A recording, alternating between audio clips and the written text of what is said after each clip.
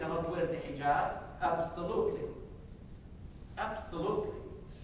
They did it in Tunis. They did it in Turkey. They violated Sharia big time. But to say that the minimum age of marriage is 16, that's okay. Yes. كيفية التعامل مع الحالات الشاذة. Okay. Now the question is, how do we deal with the issue of children who deviated from the Islamic proper ways of marriage, of respect for their elders? How do we deal with those children? Now,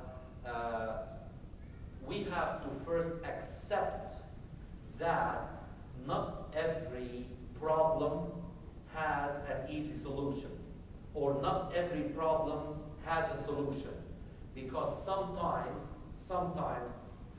God forbid, if we discover cancer after it had become in stage 4, we can't do anything. It's too late. It's too late. Even if we go to the best surgeons of the world, it's too late. And there are cases where the children have gone way far from where they are expected to be, and the answer is, it may be too late. You can't do anything about it. But if it is still, open for talking, the first thing I said, open for talking, because the starting point in everything is to re-establish communication, even though we are so angry with them. Many parents, when they reach a point where they are so angry with what their children did, you know what they do? They say, we are disowning you. You are not my son, I'm not your father. You leave the house, you don't come here, and I don't want to see your face again. This is not Islam.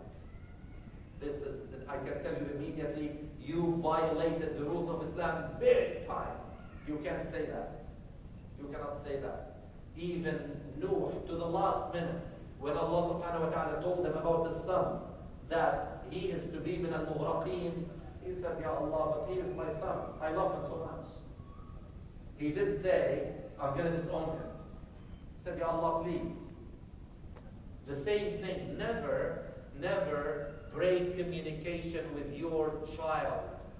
Now, and you've got to accept your share of the responsibility. That you've got to say, it was my mistake when he was 3 years old, 4 years old, 5 years old, 10 years old. He said, Baba, I want this. Okay, I'll give you that. Baba, I want, okay, anytime. And now, he got used to getting everything because you were the giver. When he become on his own, or at an age where he's embarrassed to keep on asking, now he will get what he wants through different ways. And that's when he may do or she may do things that are not right. And that's, you may discover after the fact, and you start to curse him when, I'm sorry to say, you should be angry with yourself. You're the one responsible for what he did. And we will talk about that. And sometimes there is a rule in Islam that says, كَمَا تَدِينُ تُدَانُ. That sometimes your son will behave with you in a way that is similar to the way you behaved with your parents. Even after some time, and now they are dead, and you stop thinking about the details and think, you forgot, and now your son is behaving. Stop and ask yourselves, how did I behave? How did I treat my parents? What did I do? And it doesn't always have to be, exactly symmetrical no. It could be that you did something to your parents, you deprived them of the visits that would have added happiness to their lives. you did this, so your son will deal with you to show you how much he dislikes you. We will talk about all of that, inshallah, in detail.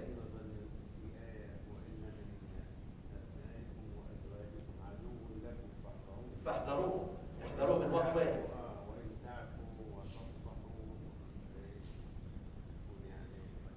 This you know, is saying that you know, some of your spouses and your children may actually be enemies for you. In what way? In what way? They may be enemies for you on the day of judgment. That it is understood in both ways. One way is to say that you become so disillusioned about everything unless it is through them. Your wife would sway you from coming to the masjid. You know, don't go, you are going every day, and you know, today I'm going to blah, blah, blah. Okay, I'm not going to go to the masjid. Okay, or your wife said, you know, we have to go and visit some people, and you stay till 12 noon, 12 midnight. You do not wake up for Fajr because you did something that is not, I'm not blaming my sisters here, saying that they are responsible for that. It could be the other way around. And I know many examples where the husbands do the same thing, where they do the same thing. So they become enemies. And also, they may be your enemies if you do not treat them according to what Allah subhanahu wa ta'ala wants you to do. They will turn to be your enemies. Yes, brother. The figures you just mentioned about the divorce rate and the domestic problems and the violence among our community, is it reflective of the overall picture and its proportion to the overall picture in the Canadian society? I mean, the other chunks of the society as well? Or is it getting worse in our, specifically the Muslim community? You see, I can identify, I would say, 60% of the problems to be from the overall picture, because we are not living in isolation. You know, some of the problems is that the wife insisting on leaving the house to work outside, even though the husband is capable to support the family. They come home, they are tired, they don't want to talk to each other, you know, and they start to fight. Or the wife is spending all her money on her wardrobe, or the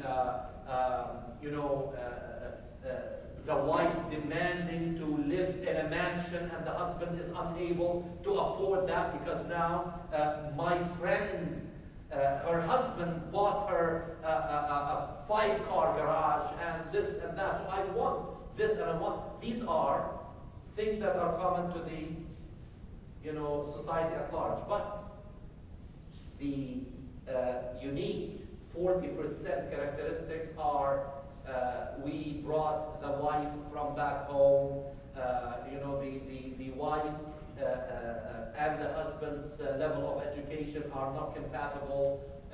The families, and this is uniquely us. Our families, we the families, we interfere big time in the lives of the newlyweds. And you see, we feel that we've got to, as we say, "Amin alayhum," which means we want to make sure that we would deliver them into good hands. So they have to tell, okay, he eats his food like this, he wakes up at this time. Leave them to wake up and eat anything.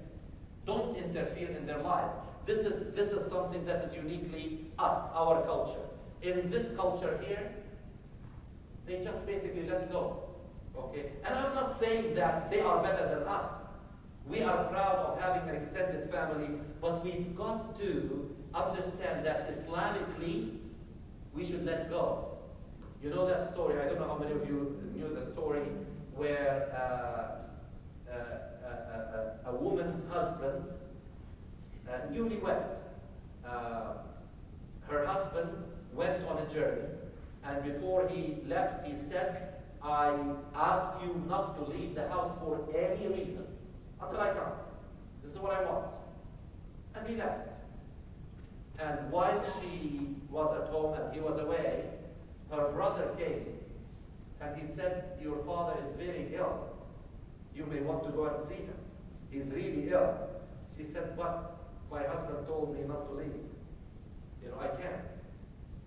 So he went. He came back again. And he said, your father is getting really bad. Okay, she said, I'm sorry. My husband told me not to leave. I'm not going to leave. Not that because he didn't love their father, but because look how now a new family, there are rules that we are not familiar with today. Today, when two people get married, they learn marriage, or they will never learn marriage according to Islamic perspective at all. If they learn it by trial and error, or they learn part of it. That's why I have been asking Sheikh Jamal that we should demand that any couple who wants to get married should go through a workshop that we will do 3 times a year, for example. That they should attend this workshop to learn the rights and responsibilities, what to say, what to do, all of these things. There are certain things that can be included in the marriage contract that people don't know. And many, I would say 99% of people, they just basically take the generic contract and they sign it. And they don't even read what's in it. Where Islam allowed the woman so many additions to put in the marriage contract that people don't know. They don't understand it. They don't know these things. That is legal. But there are social issues, religious issues, and you name it. So this woman, after some time, her brother said, your father passed away. Now, you have to come. She said, please go to Rasulullah sallallahu alaihi wasallam and ask him, if I could leave my house, and please tell him what my husband said to me. So her brother went to Rasulullah sallallahu alaihi wasallam and told him. He said,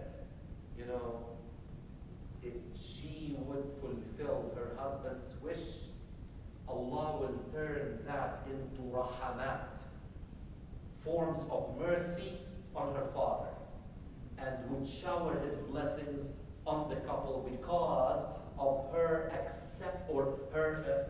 obeying or going by the wishes of her husband. Look how it is that the newlyweds now are forming a niche on their own. Now, I'm sorry, this is the first halaqah I'm giving, so I don't know the etiquette. I don't intend to keep anybody beyond. We've been talking for, an hour and a half. So unless you have any question or anything you may want to prepare for Salat al-Isha, is there, yes? Yeah, you talked about those Muslims who come to you want to marry non-Muslim, and once you fall after this, there is nothing haram. So is it haram or is it not? You know how I look at it? I tell them I need at least 4 months of meeting with both of them to teach that person Islam, or if he already knows a little bit about Islam, I want to be satisfied that this person genuinely is